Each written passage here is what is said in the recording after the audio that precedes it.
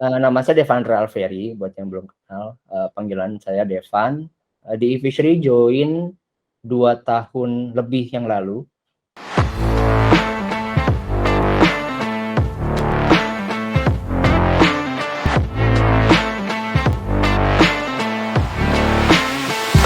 Oke, teman-teman semua, welcome back to Catfish Podcast. Catfish Podcast yang bisa kita sebut singkatannya, biasanya kita sebut singkatan Catfish, yang dimana kepanjangannya itu adalah Capability Training Evis Podcast. Jadi spesial ini Catfish Podcast dibuat untuk teman-teman Evisery, khususnya teman-teman field gitu ya.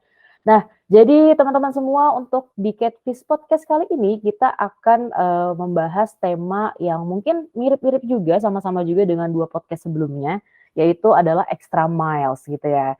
Jadi extra miles ini sendiri gitu teman-teman, itu adalah kalau kita terjemahin secara gamblang itu adalah melakukan lebih dari yang memang diperlukan. Jadi nanti mungkin kita akan ngobrol-ngobrol dengan gestar kali ini seputar tentang kehidupannya, yang dimana nanti siapa tahu dari cerita kehidupannya berkarir di Evisery itu bisa menjadi motivasi teman-teman semua untuk mengembangkan karirnya, fokus dalam pekerjaannya, mencapai targetnya, mengembangkan karirnya di Evisery tercinta ini gitu. Nah, oke teman-teman semua, jadi itu mengenai tema kita pada podcast kali ini, dan kira-kira penasaran gak sih siapa yang bakal jadi gestar ketiga kali ini? Kalau yang pertama kemarin itu ada Mas Aji dari tim Capability Training, kemudian yang kedua kali ada lagi namanya Mas Daru gitu ya, yang spesialis banget di aquaculture. Jadi kemarin sempat bahas aquaculture juga. Nah, untuk kali ini kita punya gestar yang gak kalah seru juga nih. Jadi gestar kali ini nanti mungkin dia akan perkenalkan diri secara langsung sendiri. Cuman di sini aku mau spoil dikit nih. Jadi gestar kita kali ini itu udah di Evisery sekitar 2 tahun 2 bulan. Dan saat ini menjabat sebagai salah satu host di Evisery. Host itu apa? Bukan host MC ya. Host itu adalah head of sales gitu. Nah, kalau udah nyebut head of sales nih, yang denger teman-teman Field, yang denger teman-teman Evisery denger, pasti udah kebayang nih di antara beberapa orang itu gitu ya. Nah, ini salah satunya akan kita undang sebagai gestar kita kali ini gitu ya. Mungkin langsung aja kita welcome bareng-bareng. Selamat datang gestar kali ini. Halo Mas Devan. Halo, selamat pagi semuanya. Selamat pagi Mas Devan. Mas Devan sehat? Lagi flu nih, kalau suaranya agak bindeng, jadi mohon maaf ya. Ini karena lagi flu, tapi bukan COVID. Karena kemarin udah tes antigen negatif ya. Cuman ya beberapa pihak yang ketakutan, jadi ya. Jadi dilarang untuk masuk ya Mas Devan ya? Iya, betul. Gak apa-apa Mas Devan, suaranya masih tetap merdu kok, aman, tenang aja Mas Devan. Oke, Mas Devan mungkin boleh perkenalan diri dulu nih, biar teman-teman di sini yang dengerin bisa tahu dulu ini nama lengkapnya, nama panggilan sayang di Evisery seperti apa gitu. Kemudian di Evisery mungkin boleh diceritain sekarang posisinya di bagian apa, handle apa aja gitu. Silakan Mas Devan. Iya, oke. Ini buat yang belum kenal lah ya. Jadi tadi sambutannya ada apa namanya? Ada air hujan datang gitu ya, terus ada riak-riak ombak gitu ya. Ya, nama saya Devandra Alferi, buat yang belum kenal, panggilan saya Devan. Di eFishery join 2 tahun lebih yang lalu. Pada waktu itu join, orangnya belum sebanyak inilah ya. Dulu tim CT belum ada ya kan. Terus teman-teman BSD masih dikit gitu. Sekarang udah banyak banget. Nah, kalau di Fishery saya biasa dipanggilnya Devan aja sih, nggak ada panggilan lain. Apa namanya? Tadi apa lagi pertanyaannya? Mungkin ini kali ceritain sekarang di posisi ini handle apa aja gitu. Ya, sekarang posisinya sebagai head of sales di State West di sebelah kiri. Tadinya ketika pertama kali join itu pegangnya adalah host buat di First Mile, tapi per 2022 ini kan berubah nih. Jadi tadinya dari First Mile, Mas Pebi di Last Mile. Lalu di 2022 berubah nih, kita jadi pegang semuanya. Saya dan Mas Pebi pegangnya dari First Mile, Mid Mile sampai Last Mile. Kemudian jadinya dibelah nih areanya. Saya di sebelah kiri atau di West, Mas Pebi di sebelah kanan atau di East. Kurang lebih kayak gitu sih pembagian wilayah dan pekerjaan saat ini ya.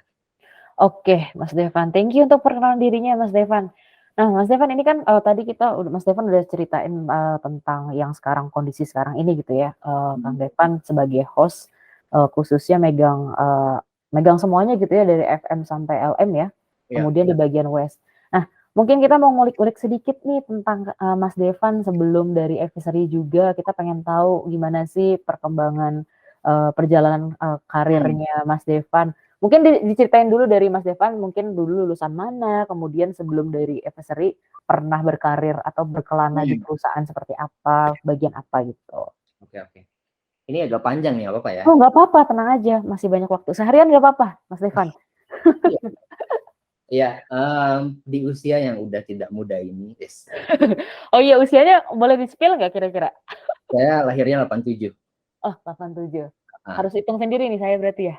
iya dong, itu sendiri Tiga dong. puluh 33 lah ya berarti ya? Tiga 34 ya, puluh tahun ini empat ya? 34. Iya. 34, oke. Oke, lanjut lanjut lanjut. Oke, ya, 34 tahun yang lalu saya dilahirkan di kota Padang. Jadi buat yang wonder Oh, nih, Devan itu orang mana gitu ya. Saya jadi pernah lahirnya di Padang, bukan pernah, mhm. saya lahirnya di Padang. Lalu orang tua dua-duanya orang Palembang.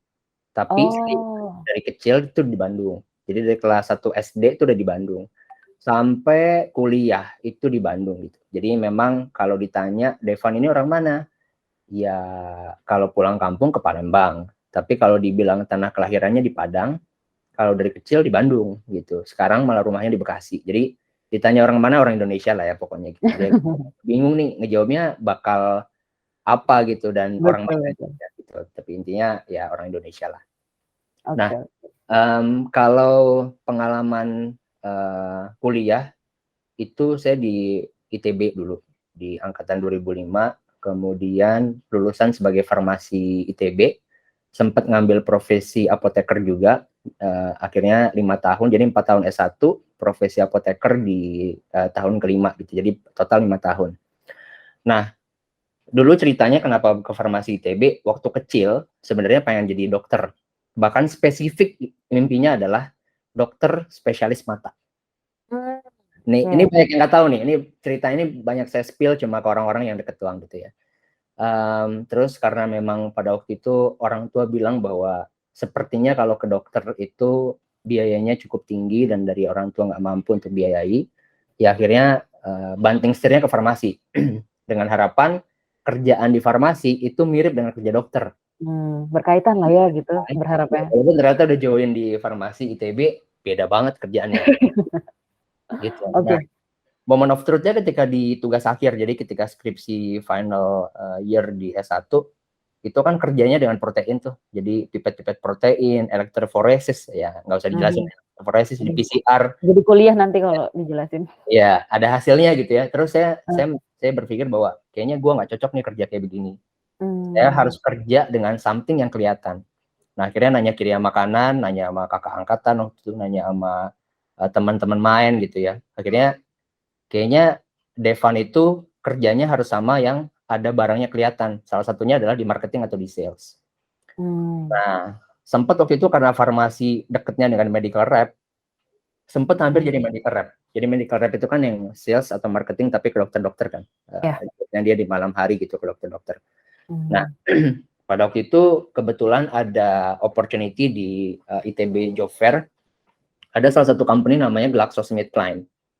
Dia itu divisi consumer healthcare-nya itu baru mau expand ke retail. Dan kebanyakan ex-bosnya pada waktu itu adalah dari timnya Unilever sama Nestle. oke. Ya, karena beberapa saran dari orang lain juga ngobrol nih, kalau ke medical rep itu dunianya bakal gitu-gitu aja. Tapi kalau ke GSK, ke GlaxoSmithKline yang consumer healthcare ini itu bakal beda. Ini the whole different world untuk farmasis. Mmm, Akhirnya join ke GSK pertama kali dan memang ketika di dalam stylenya bukan style bukan stylenya medical rep tapi stylenya FMCG. Jadi mmm, memang nah bosnya kebanyakan dari Unilever sama dari Nestle ya style manage bisnisnya ya kayak di FMCG. Nah disinilah mhm, makanya baru baru mengenal dunia sales yang berkaitan dengan di fast moving consumer health fast moving consumer good FMCG lah ya jadi kayak Unilever gitu. oke. Nah awal mula masuk itu dari manajemen trainee dulu. Jadi manajemen trainee ditempatin di Semarang, Mhm, dari Semarang pindah jadi kayak PC, namanya Territory Sales Supervisor itu di Depok. oke. Lalu kemudian sempat promote ke area manager, area sales manager namanya di Kalimantan. Oh, pindah-pindah ya? Iya, pas mau ke Kalimantan ini, pas di tahun mau menikah sama istri yang pertama. Ya emang satu doang sih. Oke, kemudian? Lalu setelah itu 1,5 tahun, di tahun depannya anak lahir tuh, anak yang pertama, si Gwen namanya. Gitu. Lalu dari Gwen lahir, sempat ditarik ke territory sales supervisor di Jakarta. Area sales manager Jakarta. Lalu setelah itu sempat kecelakaan mobil. Jadi buat yang belum tahu juga, saya sempat kecelakaan mobil hebat tuh tahun 2015. Kaki kanan tuh sempat patah. Di Jakarta itu, Mas Devan? Jakarta, lagi di Jakarta. Yang dari paha sampai lutut tuh sempat ada patah gitu ya, sempat dipen. Lalu pada masa-masa itu sempat 2 bulan tuh off, nggak kerja sama sekali. Lalu setelah itu, setelah akhirnya kerja kembali, ditarik ke head office. Jadi sales operation manager. Jadi buat yang belum tahu SOM itu apa, jadi kalau di kita nih kayaknya nggak ada yang mirip sih, tapi kalau sales operation manager di GSK itu, dia nyambungin antara sales, marketing, trade marketing, sama logistik, dan data management. Jadi emang scope-nya itu gede, dan itu kayak middleman-nya untuk tim sales sih, sama orang-orang HO. Gitu. Jadi kerjanya dulu sempat multi role waktu di GSK. Nah, setelah di SOM, sempat berpikir kayaknya this is it gitu ya. Ada momentum, nanti mungkin ada kawan-kawan juga udah pernah ngerasain yang pernah di dunia profesional, udah ngerasa this is it, ini adalah momentumnya, gue perlu nyari tempat lain yang bikin gue tumbuh lagi. Nah, pada waktu itu nyari mana nih kira-kira kalau mau berkembang karirnya, itu bakal moving horizontally atau vertically. Nah, akhirnya pada waktu itu milih nyari yang movingnya horizontal dulu. Akhirnya jatuh pilihannya kepada Trade Marketing Manager di Reckitt Beneficiary Indonesia. Reckitt itu company yang punya Dettol, Strepsils, Durex, gitu. Itu company namanya Reckitt. Nah, di sana sempat double job, double hatting namanya. Ada sebagai kategori manajemen sama channel management. Nah, di Reckitt 1,5 tahun juga, lalu mulailah ngelihat dunia startup. Jadi dunia startup dulu yang pertama kali dekat itu adalah nama company waktu itu masih PT Ruma, RUMA. Brandingnya jadi Mapan gitu ya, ke Mapan. Nah, dulu Mapan. Ya, saya dari Mapan. Ya, saya dari Mapan. Nah, di Mapan itu kenapa tertariknya emang karena visionnya sih. Jadi kalau buat yang mungkin pernah kerja di dunia FMCG atau di dunia sales, itu ya nggak jelek juga, tapi memang very kapitalis. Jadi lu akan dihitung bagus kalau lu berhasil dapetin target aja gitu, tanpa tahu itu impact-nya buat siapa. Nah, ketika pindah ke Mapan, ketika ke startup, itu lebih clear visionnya bahwa emang pengen ngasih impact buat orang lain. Bukan cuman buat diri pribadi, tapi emang buat waktu di Mapan berarti buat ibu-ibu ketua arisan. Gitu. Jadi memang secara visionnya clear, kita kerja tiap hari bangun itu buat apa gitu, bukan cuma buat memperkaya orang-orang toko gitu kalau waktu saya di FMCG gitu ya, tapi bakal ngasih impact pada ibu-ibu ketua arisan pada waktu itu. Nah, ada beda apa enggak antara dunia FMCG dengan dunia startup? Jawabannya beda jauh memang. Kalau dunia FMCG yang mostly udah corporate gitu ya, semua itu emang udah rapi. Jadi kalau mau naikin harga gitu misalkan, naikin harga Panadol gitu ya, kan GSK produknya salah satunya adalah Panadol. Mau naikin harga Panadol merah gitu, Panadol ekstra, itu ada tahapannya. Jadi secara birokratif yang bisa naikin harga, pengajuannya dari teman-teman brand manager, masuk ke trade marketing, masuk ke petinggi sales, baru masuk ke director. Director nanti bakal nyampein ke GM approve tanda tangan, baru deploy gitu ya. Birokrasinya panjang lah ya. Panjang. Dan semuanya udah rapi. Iya, sudah terstruktur ya. Birokrasinya bisa dibilang nggak panjang, bahkan hampir nggak ada. Jadi kayak sekarang nih misalkan kita mau ke ruangannya Mas Gibran, ya udah ketok aja, Mas Gib mau ngomong dong, gitu. Bisa kayak gitu. Yes. Corporate-nya nggak bisa. Nah, sama kalau di startup bedanya adalah kan kita lagi facing uncertainty nih. By definition, startup company itu kan adalah company yang jalan dan facing uncertainty kan. Jadi nggak tahu jangan-jangan kita bakal arah yang bener apa enggak.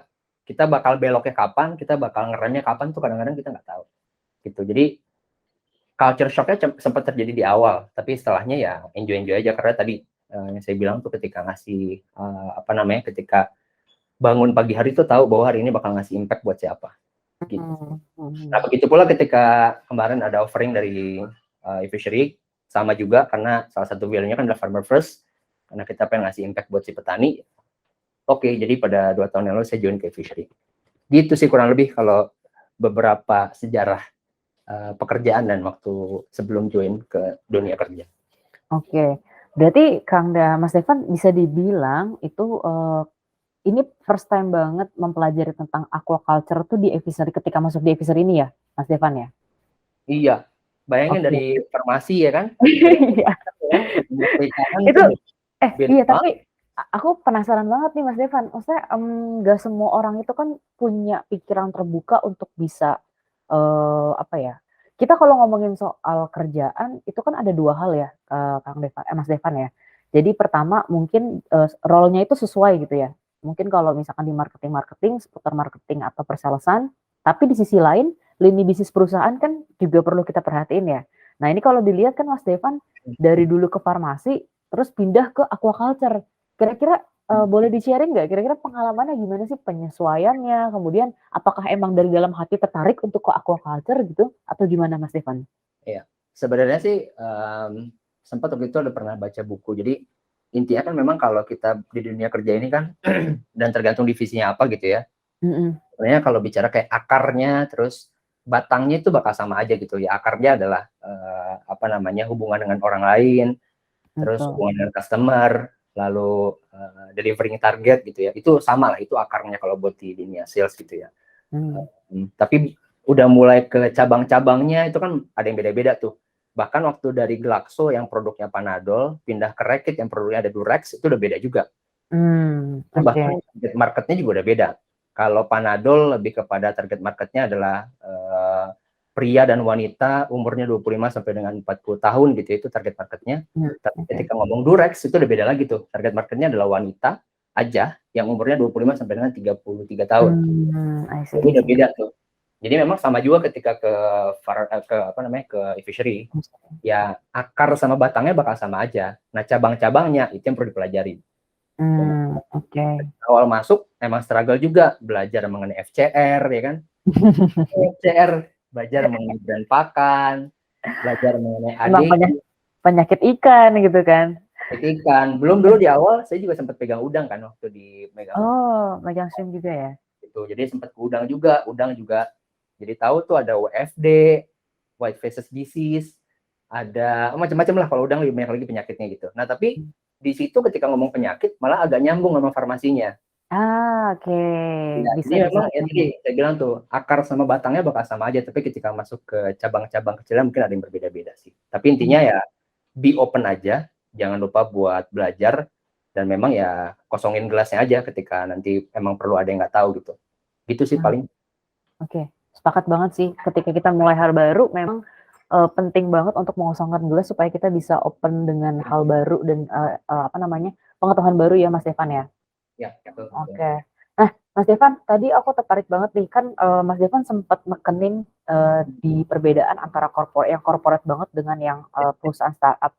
Yang dimana yang kita ketahui eFishery ini kan memang startup banget gitu ya. Yang dimana tadilah hal simpelnya tuh birokrasi tuh udah nggak ada di sini. Kita ibaratnya fleksibilitas yang ada di startup itu harusnya bisa nekenin kita jadi ajang untuk kita bisa berkreativitas di posisi kita masing-masing gitu ya, Mas Devan ya. Nah, boleh dong dari Mas Devan bisa sharing terhadap fleksibilitas startup yang dimana itu bisa jadi ajang kita untuk berkreativitas. Kira-kira menurut Mas Devan tuh gimana sih soal hal tersebut? Lebih kepada dunia culture di startupnya lah ya, berarti untuk kita nunjang ke kreativitas kita ya. Oke, kalau dari saya sih ketika ngebandingin culture yang beda antara corporate sama startup itu, ya memang tadi ya ada kelebihan ada kekurangannya gitu. Tadi kan saya ngambil contoh bahwa kalau misalkan di corporate dia semuanya udah rapi gitu ya. Kalau di startup itu bisa jadi emang belum rapi. Analogi yang pernah dipakai Mas Gibran itu seingat saya, eFishery ini lagi jalan dengan bis kecepatan tinggi, drivernya adalah Mas Gibran di depan, tapi jalanannya gelap, kiri kanan jurang. Di belakangnya udah ada 1000-an orang lebih yang lagi bergantung kepada bis ini nih bakal nyampe tujuan akhirnya apa enggak. Gitu. Nah, ketika bisa lagi jalan nih kecepatan tinggi nih, ada orang yang ngomong nih belok, tapi ada juga orang yang ngomong kayaknya belum belok deh gitu. Jadi memang kita sama-sama lagi facing uncertainty gitu. Nah, justru kalau di dunia startup itu malah jadi opportunity salah satunya ya. Kenapa? Karena gini, kalau kita mau berkreasi ketika di corporate itu jalurnya udah panjang banget gitu. Perlu approvalnya dari level line manager, manager kelas 1 ke Itu daerah. karena udah tertata rapi itu ya Mas Stefan ya? Ya, benar. Bukan berarti buruk juga ya, tapi emang karena udah rapi, jadi emang perlu jalurnya dijalanin dulu gitu. Sampai nanti di approval, misalkan di region Asia Pasifik. Baru approval, baru projectnya bisa jalan.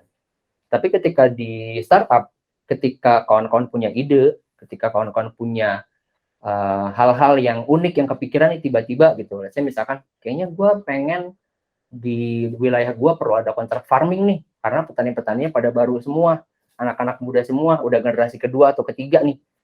Nah, karena udah kayak gitu, gue pengen kontrak farming, fishery yang nge-handle budidaya kolamnya, misalkan ini contoh lah ya.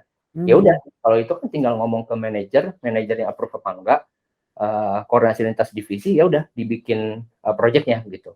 Dan ketika dibikin projectnya, ada A/B testing kan, nanti bakal coba yang A, coba yang B, mana yang berhasil nih, mana yang nggak berhasil. Yang berhasil dilanjutin, yang nggak berhasil nggak dilanjutin. Gitu. Jadi di situnya yang bakal jadi menarik sih. Karena ketika teman-teman di startup itu berkreasi dengan ide-ide yang tadi, yang tidak perlu approval birokratif yang panjang, itu malah jadinya lebih apa ya? Satu mungkin lebih dilihat sama manajemen sebagai orang yang berkreasi dan berinovasi. Yang kedua juga ya bakal lebih cepat untuk nge-handle problem di areanya gitu. Memang kalau yang di lapangan pasti nanti ada kaitannya juga dengan ada hal yang bisa dikontrol, ada yang nggak bisa dikontrol. Nah, fokus yang bisa dikontrol yang ada di lapangan, dan yang nggak bisa dikontrol di lapangan, cari PIC-nya untuk berkoordinasi. Gitu sih paling. Oke, thank you Mas Devan. Karena kenapa aku angkat topik ini gitu ya Mas Devan ya, karena dari sepanjang kemarin pun kalau ngobrol sama teman-teman yang ada di field, terutama yang bapak-bapak gitu ya, jadi banyak banget yang sharing, wah ini saya pertama kali nih Mbak masuk startup gitu, berbeda banget culture-nya gini gitu. Jadi memang mereka juga dalam proses penyesuaian Mas Devan, ibaratnya ini penyesuaian pertama karirnya gitu ya, terus kemudian mereka baru first time banget masuk startup Aviary ini, yang dimana di sini tuh bener-bener bisa dibilang agile banget kan, kita bener-bener menyesuaikan banget dengan benar-benar ya karena farmer first, jadi kita menyesuaikan banget dengan kebutuhan dari farmer kita dari waktu ke waktu gitu. Gitu.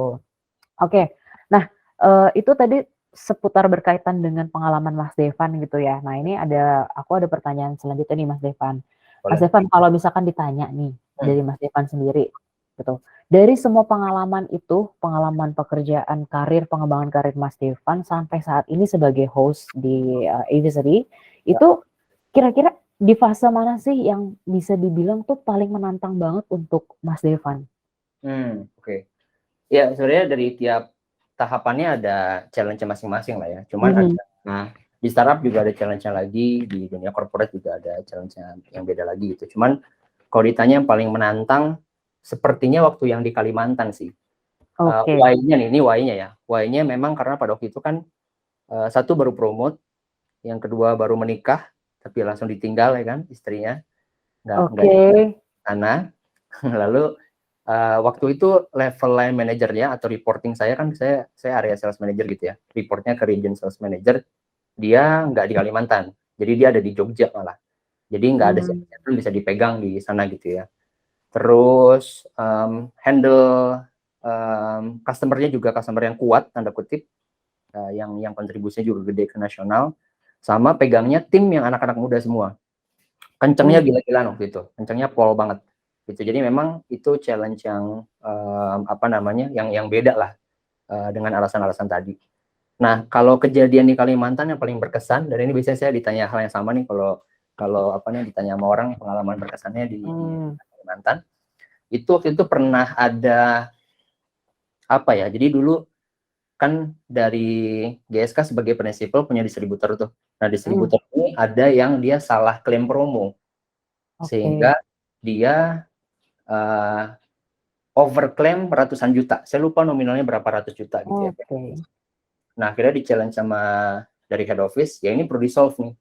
Apapun caranya, berdasarkan kreativitasnya tim Kalimantan, sehingga distributor ini mau balikin uangnya.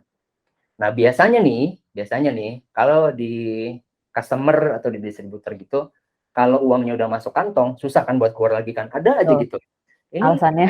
ya, ini susah Pak, ini salah Bapak juga, suka gitu-gitu lah ya. Ini emang promonya begini ya, gitu-gitu lah. Nah, akhirnya karena waktu itu di-challenge, ya udah bawa data, ngobrol sama ownernya, distributornya, langsung bicara bahwa Pak, secara data yang saya pegang, Bapak ada salah klaim. Sorry, timnya Bapak ada salah klaim. Ini bukan berarti dari GSK pengen nyalahin Bapak atau ngancurin bisnisnya Bapak, dan ini nominalnya ya sekian ratus juta gitu ya. Mungkin buat Bapak kecil, tapi buat saya gede banget gitu. Jadi perlu kita selesaikan nih Pak, gimana gitu. Nah, di situ saya belajar, dan pertama kalinya saya ngerasa bahwa yang namanya data point itu penting banget sih.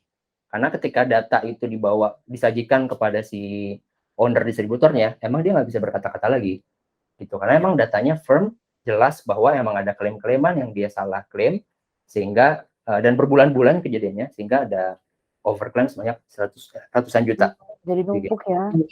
Iya, itu saya belajar di situ tuh, bahwa yang namanya data point itu penting banget untuk bisa kita collect, dan kita bisa push untuk kita dapetin jalan tengah yang paling baik gitu. Nah, di Kalimantan juga sempat pernah berantem sama, ini menarik juga nih ya, sempat pernah berantem sama kepala cabang distributor nasional pada waktu itu. Jadi waktu itu kejadiannya kebalikan dengan yang tadi.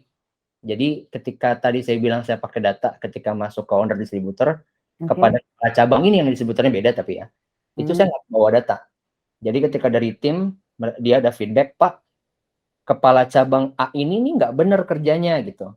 Jadi hanya berdasarkan verbal, saya masuk ke dia, saya bilang, Pak, dari tim saya nih Bapak ada ngelakuin sesuatu sama tim, ngelakuin sesuatu di lapangan, jadi ini malah jadi nggak bener nih buat kita bareng-bareng.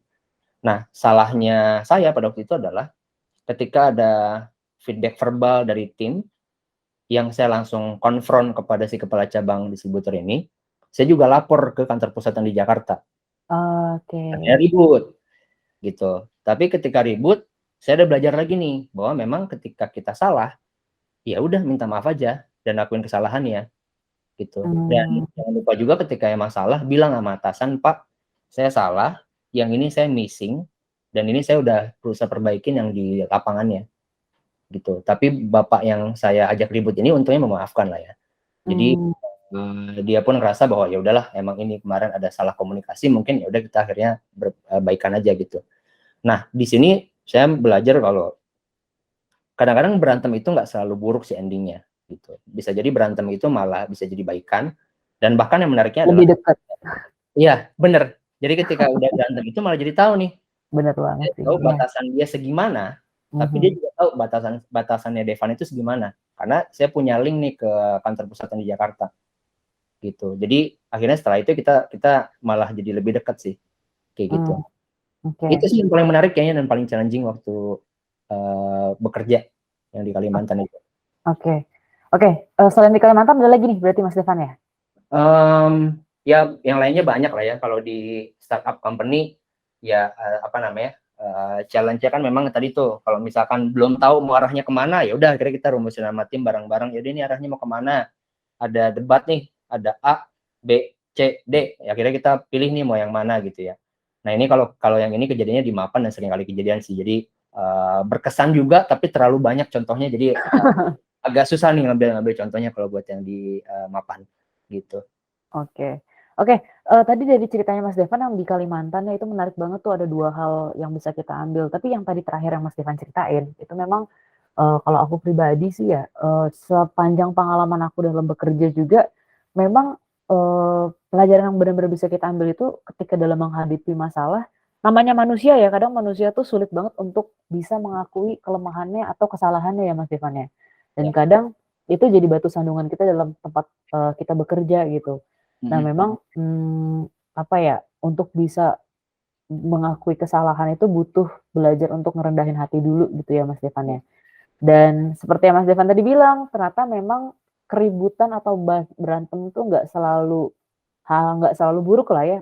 Iya. Pasti ada benefitnya juga dari hal tersebut gitu. Salah satunya malah jadi bisa lebih deket dan bisa mengenal satu sama lain. Cuman kan buat ke arah situ mesti ada komunikasi ya nggak sih Mas Devan? Betul, ya. Bener kan? Harus ada yang mau mulai buat berkomunikasi lah seenggaknya gitu. Betul. Untuk ajak ngomong nih salahnya ada di mana sih, miskomnya ada di mana sih kita gitu. Ya. Oh di sini nih akhirnya bisa lebih paham satu sama lain gitu ya Mas Devan ya? Betul banget. Oke, Mas Devan. Nah, kemudian kira-kira selama ini nih Mas Devan dari dulu awal mula, ini personalnya Mas Devan ya, jadi nggak apa-apa kalau mau cerita secara personal banget. Dari pengalaman Mas Devan pertama kali ketika dulu berpikir, ini aku kagum sih sama pemikiran Mas Devan karena di akhir-akhir kuliah itu udah langsung kepikiran, wah ini nggak bisa nih kalau misalkan apa namanya, iya udah kepikiran ini nggak bisa nih kalau di sini aja gitu. Bahkan ketika lagi di tengah-tengah berkarir juga sempat kepikiran harus butuh tempat baru, di sini harus butuh tempat baru untuk upgrade diri gitu ya Mas Devan ya. Itu pemikiran yang belum tentu semua orang punya gitu dalam kehidupannya. Karena bisa aja ada orang yang emang dia udah stagnan aja di sini aja gitu. 50 tahun sampai pensiun di satu perusahaan gitu kan. Bisa kayak gitu juga. Nah, Mas Devan, jadi dari segala macam pengalaman itu sampai Mas Devan tuh punya pemikiran seperti itu, kira-kira siapa sih tokoh sosok atau tokoh yang bisa Mas Devan jadikan contoh gitu, sosok terkenal mungkin bagi Mas Devan yang bisa Mas Devan contoh atau kagumin gitu ya, sehingga menginspirasi Mas Devan banget gitu. Dan kalau bisa ceritain kenapa sih dia bisa jadi sosok apa yang ibaratnya jadi pegangan Mas Devan gitu ya, yang Mas Devan kagumin gitu. Oke. Mungkin buat ngejawab itu gua ke apa namanya, ada belief lah ya yang saat ini dipercayain. Beberapa belief ada beberapa belief, tapi ada 2 belief utama yang saya percaya ketika dikerja sih. Yang pertama itu kaitannya dengan kalau kerja, misalkan kita nih ada di level yang sekarang gitu. Let's say misalkan saya ada di level point coordinator gitu. Dan orang ini yang jadi tokoh favorit saya, dia selalu bilang bahwa kalau kerja jangan cuma mikir di level elu doang, Van. Tapi mikirin satu level di atas elu. Oke. Jadi misalkan saya seorang PC, maka saya perlu mikirin gimana ya kalau saya ada di level area manager, kira-kira apa yang dia pikirin gitu. Kalau mikir kayak begitu, itu nanti malah diskusinya kita sama diskusinya saya sebagai point coordinator dengan area manager itu bakal setara. Karena saya juga udah mikirin apa yang dia pikirin gitu. Dan yang kedua, itu saya bakal memantaskan diri saya ketika nanti ada opportunity buat ke posisi itu. Dan ini salah satunya menurut saya ini adalah extra miles belief yang saya dapetin dari orang ini. Nah, orang ini yang ngomong hal ini adalah namanya Daniel Setiawan. Daniel Setiawan ini ya bos saya dulu waktu di GSK gitu ya. Dia waktu area sales manager, dia adalah RSM-nya gitu. Jadi dia ngasih banyak wisdom, diskusi panjang sama dia sering kali terjadi gitu ya. Sering kali kayak misalkan dari habis kerja jam 6 sore. Cerita nabi-nabi gitu ya. Habis jam 6 sore gitu. Terus dia nanti ngajak ke rumahnya, kita ngobrol gitu ya. Dia rokokan, saya kan nggak ngerokok, jadi dia rokok-rokokan. Terus nanti kita sambil makan kacang gitu, nanti beliin makanan, ngobrol-ngobrol gitu. Jadi banyak hal-hal yang dia sharing lah. Jadi zaman dulu yang dia seperti apa, lalu dia nge-share tuh buat yang sekarang yang cocok di lu-nya apa. Salah satunya dan tadi tuh, bahwa dia bilang kalau lu kerja, jangan cuma mikir satu level di lu doang, tapi selalu pikirin satu level di atas lu. Apa yang kira-kira bos gue lagi pikirin? Apa yang kira-kira kalau gue jadi bos gue mau ngelakuin gitu. Itu yang selalu dia bilang. Nah, momentumnya pada waktu itu ada, ya oke sebut aja lah ya. Ada brand lah yang mau launching di Indonesia di GSK, namanya Horlicks. Horlicks ini pada waktu itu dari lapangan tuh di lapangan udah di-share bahwa ini Horlicks ini kalau masuk ke Indonesia nih bakal bagus banget buat pasar retail gitu. Ini singkatnya lah ya. Bakal bagus banget buat pasar retail karena kompetitornya energen sereal gitu. Lalu ternyata ketika beberapa bulan kemudian itu nggak kejadian gitu. Nah, pada waktu itu challenge. Coba Van, kalau lu jadi gua, apa yang lu pikirin saat ini? Kalau gua jadi lu Pak, yang bakal gua pikirin adalah seberapa suksesnya brand ini di luar negeri. Itu pertama. Yang kedua, seberapa gede potensinya Indonesia sehingga brand ini layak buat masuk. Yang ketiga, kompetitornya itu seberapa kuat sehingga kita bisa masuk dan bakal ngalahin kompetitor. Gitu. Nah, itu contoh-contoh halnya. Jadi ketika kita kalau saya waktu itu sebagai area sales manager cuma mikirin di lapangan, ya saya cuma nagih doang gitu ke dia, Pak, mana nih brandnya? Katanya brandnya mau masuk. Katanya brandnya bagus nih buat retail gitu. Tapi ketika saya naikin pemikiran saya di level dia, udah agak beda tuh. Bener nggak ya kompetitornya Akan ini? lebih analisis ya, akan lebih nge-analisis ya. Bener. Apakah potensinya nih cukup oke atau enggak? Di luar negeri kayak gimana ya hasilnya? Dan memang ketika mikir kayak gitu dia baru buka tuh dikit-dikit bahwa di luar negeri itu agak flop tuh ya, agak gagal lah penjualannya gitu, nggak sesuai dengan expectation. Dan terakhir memang di tahun ini kalau nggak salah tahun lalu brand itu emang akhirnya dijual ke Unilever gitu. Jadi memang nggak cocok untuk market di Indonesia begitu. Itu contohnya lah ya kalau dari si Bapak Daniel ini. Itu beli yang pertama dan nyambung ke tokoh yang gua kagumin lah ya. Nah yang keduanya yang ini agak nyeleneh, tapi dari beliefnya dulu ya. Dari beliefnya sih gue yakin bahwa kalau lu mau going extra miles, ya lu harus tahu why-nya lu tuh apa, sama goal lu apa. Gitu. Kesannya simple, mungkin banyak orang yang bilang gitu ya, tapi ketika diterapin nggak mudah anyway gitu. Nah, kalau yang ini toko favoritnya sebenarnya agak nyeleneh nih. Ini jangan ditiru jeleknya lah ya, tapi saya suka ngeliat Hitler. Gimana pun, nih seru deh. Gimana pun ketika dibilang dia kejam, dia murderer, dia massacre people gitu ya, dia penjahat perang gitu. Tapi perhatiin dia dari orang-orang yang nggak ada, jadi ada hanya karena dia bisa menerjemahkan, mengartikulasikan, dan mengamplify visinya dia untuk menjadikan bangsa Arya itu adalah bangsa terhebat di dunia. Walaupun dengan cara yang salah lah ya. Gitu. Tapi ketika goal lu itu adalah clear banget, why-nya lu clear banget, itu bakal bisa ngubah dunia kayak Hitler gitu. Se ekstrim itu lah ya kalau berhasil kayak Hitler gitu. Ya nggak pengen dengan cara itu. Tapi dari tokoh si Hitler pun ya belajar juga kan banyak faktor dia kesalahannya juga. Yang pertama di film Inglourious Basterds kan juga dia ketahuan tuh bahwa dia hianatin juga sama timnya gitu, banyak timnya nggak setuju sama dia gitu ya. Terus ketika dia nyerang Rusia pun yang jadi faktor kesalahannya dia kan itu pada musim dingin, padahal jenderal-jenderalnya dia, timnya dia emang udah pada bilang, Pak jangan nyerang Rusia sekarang gitu, karena ini lagi musim dingin, mampus tim kita nanti gitu. Mampus jadi perang gitu. Tapi nggak didengerin gitu. Nah di situ juga saya banyak belajar ya. Walaupun lu powernya tinggi, walaupun lu udah punya why yang bagus, vision yang clear, tapi juga open for feedback itu juga penting gitu. Jadi itu sih kalau tadi berkaitan sama belief. Jadi yang pertama jangan pernah mikir satu position lu sekarang, tapi satu level di atas lu. Belief yang kedua, kalau lu mau going extra miles, ya lu harus tahu why-nya lu sama goal lu apa, sehingga nanti lu bisa dapetin hal yang lebih dari goal lu itu sendiri sih. Gitu. Kalau toko punya lokal, RSM saya dulu namanya Daniel Setiawan. Yang keduanya malah yang internasional ya. Yeah. Ada lokal dan internasional. Oke, Mas Devan, aku udah nangkep nih beberapa poin yang memang ibaratnya itu bahkan dari tokoh tersebut, dari nilai tokoh tersebut itu jadi pegangan moralnya Mas Devan juga ya. Bener gak sih? Jadi rahasia kuncinya Mas Devan bisa sampai di posisi sekarang saat ini gitu ya, dalam perkembangan karirnya gitu. Nah, Oke, Mas Devan, nanti untuk poin-poinnya mungkin aku akan ringkas di akhir aja kali ya, biar nanti jadi penutup buat teman-teman gitu. Nah, aku mau langsung ke next question-nya nih, Mas Devan.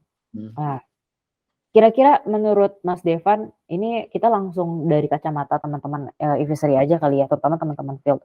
Kira-kira nih menurut Mas Devan, kan Mas Devan di sini udah 2 tahun 2 bulan gitu ya, seenggaknya sudah tahu kira-kira gimana sih karakteristik dari teman-teman di area, kemudian mereka aktivitasnya, mereka punya karakteristik seperti apa dan mindset seperti apa dalam berkarir dan juga dalam bekerja di timnya masing-masing gitu.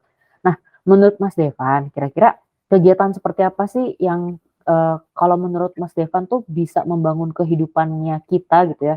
Ini dari kacamata teman-teman gitu ya, secara personal dalam berkarir gitu. Kira-kira apa sih kira-kira kegiatan apa yang bisa membangun mereka lah untuk bisa mengembangkan karir mereka, personal mereka dan karir mereka gitu, Mas Devan. Yang pertama sih kalau untuk pengembangan karir ya selain tadi ya mengenai mindset yang tadi saya share mungkin juga bisa dipakai. Tapi yang berikutnya kalau untuk mengembangkan karir sama personal, balance sih antara, ini nggak tahu udah pada pernah dengar belum ya, explicit sama tacit knowledge. Jadi kalau explicit itu adalah knowledge yang udah didokumentasikan gitu, bisa video, bisa baca buku, bisa nonton film gitu, itu apa namanya, explicit knowledge. Tapi kalau satu lagi tacit knowledge, tacit bacanya nih ya, tacit knowledge itu pengalaman ketika di lapangan.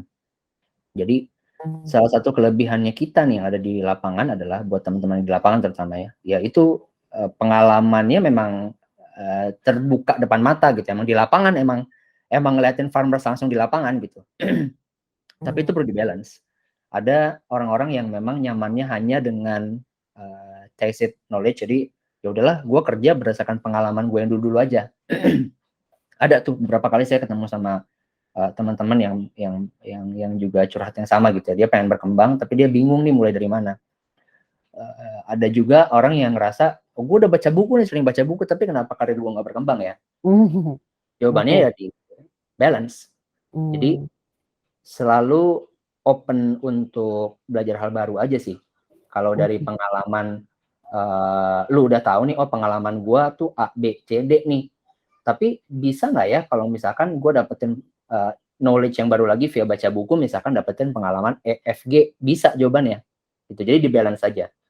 Dan ini bukan mewajibkan lah ya. Jadi emang kawan-kawan yang suka nonton TEDx misalkan, suka dengerin podcast, dengan podcast Mas doang ya, tapi podcast orang hebat. Podcast, banyak loh podcast ya. Banyak banget zaman sekarang, ada platform pun udah banyak banget kan. Talk segala macam, oke. Lokal, di luar, YouTube pun udah bisa dipakai. Itu dilakuin aja. Dan yang penting ketika pengen dapetin berkembang secara personal ataupun secara karir, ya tadi balance antara knowledge explicitnya dan knowledge yang di-tacitnya gitu. Again, ini nggak mudah, tapi coba deh kawan-kawan perhatiin sekarang gitu ya, ketika ada yang ngedengerin podcast ini gitu ya, nanti coba dicek, gue lebih kebanyakan apa ya? Apakah gue emang orangnya lebih banyakan mengandalkan pengalaman kerja aja, dan gue mengerjakan sesuatu berdasarkan pengalaman gue doang, atau gue malah kebalikan ekstrim kirinya gitu ya, bahwa gue kebanyakannya baca buku, dengerin knowledge tapi dari pengalaman kurang. Dari pengalaman orang lain, tapi gue nggak implementasiin juga nih di lapangan gitu. Jawabannya ada di tengah-tengahnya, ya di balance. Dapetin ilmu dari buku, coba terapin di lapangan. Dapetin pengalaman di lapangan, coba cari lagi ada nggak ya cara lain yang orang pernah lakuin sehingga ini bakal lebih optimal. Gitu, itu yang pertama. Yang kedua, kalau menurut gue sih banyak gaul sih ya. Jadi kan apalagi di Fisher ini kan mitranya banyak gitu. Ya sales pakan juga mitranya kita, agen pakan juga mitranya kita, farmers juga mitranya kita, belum internal timnya Fisher juga mitra-mitranya kita gitu ya. Jadi kalau mau berkembang secara personal ataupun dari karir, banyak bergaul, karena kita nggak pernah tahu kan bakal dapetin pelajaran, learning, bantuan apa, kapan dan di mana gitu ya. Saya kalau yang ini pernah pengalaman sama ada teman, dia ex anak buahnya Bu Susi tapi di Susi Air, dan dia sukanya temenannya sama siapa aja, mulai dari komunitas fotografer, komunitas lari, komunitas pecinta hewan, dia temenan sama siapa aja, dan akhirnya memang dari komunitas ini yang dia deketin, dari teman-teman yang dia tahu, dia ketemu jodoh di situ, dia ketemu pengembangan karirnya dia ke depan dari situ, dia ketemu akhirnya bikin company sama teman-temannya dari situ gitu. Jadi dua hal ini sih menurut gue yang sepertinya perlu kita tanamin lah ya kalau kita mau berkembang ke depannya gitu sih. Oke, thank you Mas Devan untuk ceritanya Mas Devan. Nah, ini aku ada beberapa poin yang mungkin pengen aku ringkas nih dari ceritanya Mas Devan ya. Nah, jadi untuk teman-teman yang dengerin podcast kali ini gitu ya, tadi ada beberapa poin yang memang Mas Devan sampaikan yang mungkin bisa kita sama-sama terapkan dalam kehidupan kita sehari-hari, terutama dalam bekerja nih, teman-teman semua. Pertama mungkin soal mindset growth dulu. Karena tadi Mas Devan kan cerita ya, bahkan dia dari zaman masih kuliah, awal berkarir tuh udah mikirin ini ke depannya harus kayak gimana nih arahnya. Harus apa yang perlu dikembangkan dari diri sendiri. Jadi mindset growth itu berarti kita terus mau membuka opportunity, mau terbuka terhadap segala macam opportunity dalam berkembang, mengembangkan diri gitu ya. Itu mindset growth. Kemudian yang kedua tadi dari tokoh kesenangan lokalnya Mas Devan gitu ya, namanya tadi siapa, Mas Daniel ya? Iya, Bener nggak, Bro? Daniel Setiawan. Nah, Mas Daniel Setiawan ini kalau disebut kupingnya panas nggak ya? Nggak lah ya. Nah, dari Mas Daniel Setiawan tadi soal jangan lupa gitu ya, kalau kita dalam bekerja diusahakan untuk coba gunakan kacamata atasanmu, istilahnya gitu kali ya Mas Devan ya. Jadi Ya, ibaratnya dengan cara seperti itu, dengan belajar mengetahui point of view dari atasan kita, otomatis scope apa yang kita pikirkan dalam pekerjaan di tim kita tuh bakal lebih luas lagi. Dan dijamin bakal lebih kritis lagi tuh, mikirin lebih dalam lagi gitu ya, mikirin persoalan di timnya gitu ya. Kira-kira seperti itu ya Mas Devan ya? ya, Soal kacamata atasan, oke. Kemudian yang ketiga adalah soal, nah ini dari tokoh keduanya, apa namanya, yang dikagumi oleh Mas Devan nih, dari Hitler langsung. Nah memang kalau dari secara umum cerita kehidupannya memang banyak orang yang mungkin, oh ini orang sadis banget gitu ya, kejam gitu. Tapi yang kita ambil dari sini itu justru dari bagaimana tokoh ini tuh punya vision yang clear, punya tujuan yang clear gitu ya. Ketika dia punya tujuan yang clear, dia bisa set menggapai vision atau ibaratnya dia tahu why-nya yang pengen dia capai itu apa gitu. Nah, tinggal PR kita adalah mikirin nih caranya yang bagus tuh seperti apa gitu. Caranya yang bagus seperti apa. Tadi kalau dari Mas Devan, salah satu pengalaman yang dia alamin tuh ini ya, dari ceritanya Hitler itu di posisi apapun, di posisi tertinggi apapun, tetap yang namanya perlu open for feedback dari manapun, dari betul. atas, bawah, samping, kanan, kiri, gitu ya kira-kira. Oke, kemudian yang terakhir gitu, yang keempat, jangan lupa untuk seimbangin nih antara knowledge tambahan kita dari informasi-informasi yang udah ada, entah itu baca buku, dengerin podcast, nonton film gitu ya. Terus kemudian diseimbangi juga dengan pengalaman kita yang ada di lapangan. Jadi kalau udah belajar secara teori, ibaratnya jangan pernah males atau ragu untuk kita explore atau kita implementasiin dalam pengalaman secara langsung. Gitu ya Mas Devan ya. Oke. Nah, yang terakhir nih yang paling menarik, kita sebagai manusia sosial gitu ya, manusia yang butuh orang lain juga, jangan lupa untuk sering-sering bergaul, sering-sering apa ya, membuka diri untuk belajar banyak. Walaupun mungkin bukan bidang yang diinginin gitu ya Mas Devan ya. Kadang-kadang kita justru bisa dapat banyak knowledge atau insight dari orang-orang yang mungkin kerjaannya itu di luar dari bidang yang kita jalani ya Mas Devan ya. Benar nggak sih? Kadang-kadang Ya, tuh betul. seperti itu gitu. Nah, jadi selain itu juga bergaul nih lebih ke menjaring koneksi sih ya. Kehidupan sekarang, di zaman sekarang tuh kalau nggak ada koneksi kita bisa apa sih, ya nggak? Kayak mau mau jadi apa kita kalau kita nggak ada koneksi? Koneksi Benar. itu in a good way ya, jadi lebih kayak untuk mengembangkan diri juga, bukan koneksi untuk yang hal aneh-aneh gitu. Betul. Gitu. Oke. Oke, thank you Mas Devan. Mungkin yang terakhir kali ini ya sebelum kita nanti kalau kebablasan kelarnya pas maghrib lagi nanti kita Oh nih. iya. Oke, Mas Devan terakhir deh, dari Mas Devan sendiri ada nggak harapan dari Mas Devan untuk teman-teman advisory, teman-teman field advisory? Kira-kira apa harapan Betul. dari Mas Devan? Iya, yang pasti yang pertama saya mau nyampein yang tadi lah ya mengenai culture, bahwa memang kalau kawan-kawan sekarang sudah memilih bekerja ada di startup company yang namanya Fishery, yang memang mungkin ada culture yang bakal berbeda dengan pengalaman kerja teman-teman sebelumnya gitu ya, dan itu ya di-embrace saja. Kalau ngerasa galau, gundah gulana, ya silahkan diskusikan sama atasannya. Lalu tadi sebenarnya udah direkap, cuman yang pengen gue sampaikan nih, ketika kawan-kawan ada di lapangan, seringkali kan juga kita taunya adalah goal, why buat company gitu ya, buat farmers. Tapi juga kawan-kawan coba cek deh, siapa tahu emang kawan-kawan punya why dan punya goal personally juga dari kawan-kawan. Misalkan ada yang mulai berpikir, kalau gue mau pensiun, gue butuh uang berapa ya? Misalkan gitu ya, ini contoh nih contoh. Itu juga coba mulai dicek, pikirin deh dari kawan-kawan, siapa tahu nanti bakal nemu hal-hal baru lagi di situ. Jangan-jangan, oh dari situ gue bisa nanti nyambungin sama rekan kerja gue yang di sana nih, yang di company mana gitu. Nanti gue bakal coba bisa ekspor lebih lanjut untuk diskusi sama dia misalkan kayak gitu. Terakhir menurut gue sih dari kawan-kawan, selalu pastikan kawan-kawan yang ada di Future ini ngerasa aman secara psikologi.